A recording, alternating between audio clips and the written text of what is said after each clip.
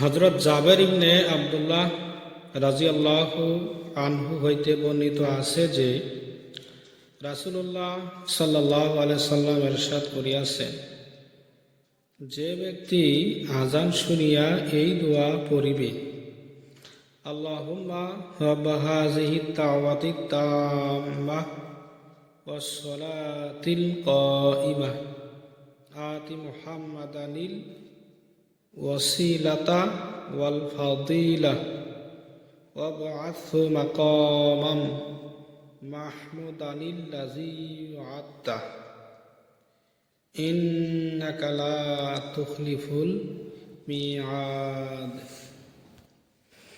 কিয়ামতের দিন তাহার জন্য আমার শাফায়াত ওয়াজিব হইবে।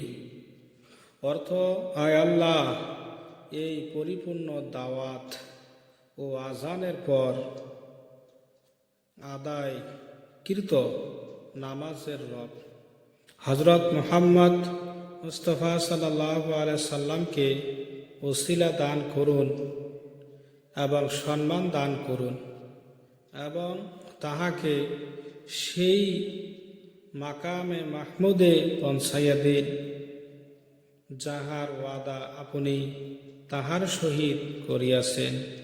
নিঃসন্দেহে আপনি ওয়াদা ভঙ্গ করেন না। বুখারী।